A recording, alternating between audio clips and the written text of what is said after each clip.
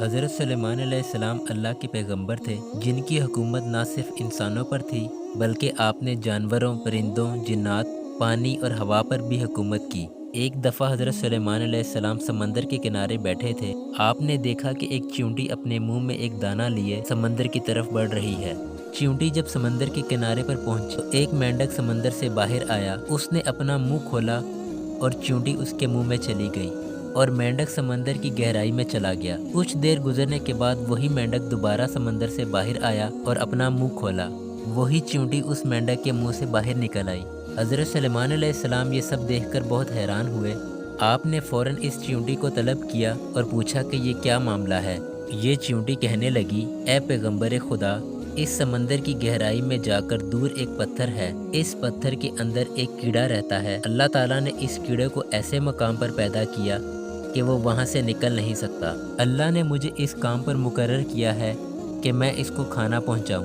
اللہ نے اس مینڈک کو مامور کیا۔ مینڈک روزانہ مجھے اپنے منہ میں لے کر پانی سے ہوتا ہوا اس پتھر تک لے جاتا ہے۔ وہ مینڈک اپنا منہ اس پتھر کے سوراخ پر رکھ دیتا ہے۔ میں اس کے منہ سے نکل کر اس کیڑے تک جاتی ہوں۔ جو دانہ میرے منہ میں ہوتا ہے وہ دانہ میں اس کے پاس رکھ دیتی ہوں۔ یہ مینڈک میرا انتظار کرتا رہتا ہے۔ میں واپس آ کر اس کے منہ میں داخل ہو جاتی ہوں۔ یہ پانی میں تیرتے ہوئے مجھے واپس پانی سے باہر لے آتا ہے۔ یہ سن کر حضرت سلیمان علیہ السلام کے دل میں خواہش پیدا ہوئی کہ کیوں نہ میں اللہ پاک کی ساری مخلوق کی دعوت کروں۔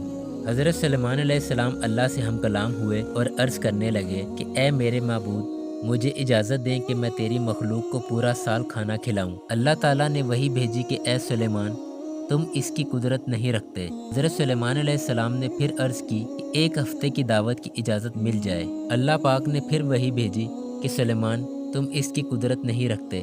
حضرت سلیمان علیہ السلام نے تیسری مرتبہ پھر فرمایا، اے میرے پروردگار، مجھے صرف ایک دن کی اجازت دے دیں کہ میں آپ کی تمام مخلوقات کو کھانا کھلا سکوں۔ اللہ تعالیٰ نے تیسری مرتبہ پھر فرمایا، اے سلیمان، آپ اس پر قدرت نہیں رکھتے۔ بہرحال اللہ تعالیٰ نے حضرت سلیمان علیہ السلام کو ایک دن کی اجازت دے دی کہ وہ دنیا کی تمام مخلوقات کو کھانا کھلائیں۔ آپ علیہ السلام کو اجازت مل گئی تو آپ علیہ السلام نے تمام جنات اور انسانوں کو حکم دیا کہ وہ تمام کے تمام ان چیزوں کو جو زمین پر حلال ہیں، یعنی گائے، بیل، بکریاں وغیرہ، ان سب کو جمع کر لیں۔ جنات اور انسانوں نے مل کر ان تمام چیزوں کو حضرت سلیمان علیہ السلام کے سامنے پیش کر دیا۔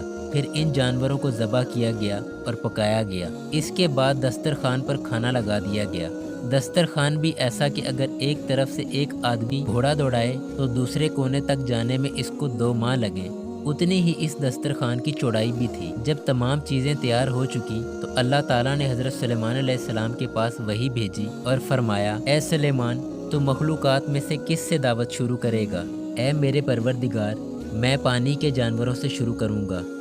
اللہ تعالیٰ نے سمندر کی ایک مچھلی کو حکم دیا کہ وہ حضرت سلیمان علیہ السلام کی دعوت کھائے، کیونکہ آج ان کے لیے حضرت سلیمان علیہ السلام کی طرف سے دعوت ہے۔ مچھلی نے سر اٹھایا اور دسترخوان کی ایک طرف سے کھانا شروع کر دیا۔ وہ کھاتے کھاتے دوسری طرف پہنچ گئی، یہاں تک کہ مچھلی حضرت سلیمان علیہ السلام کا تیار کردہ سارا کھانا کھا گئی۔ مچھلی کہنے لگی کہ میرا پیٹ نہیں بھرا، مجھے اور کھانا کھلائیں۔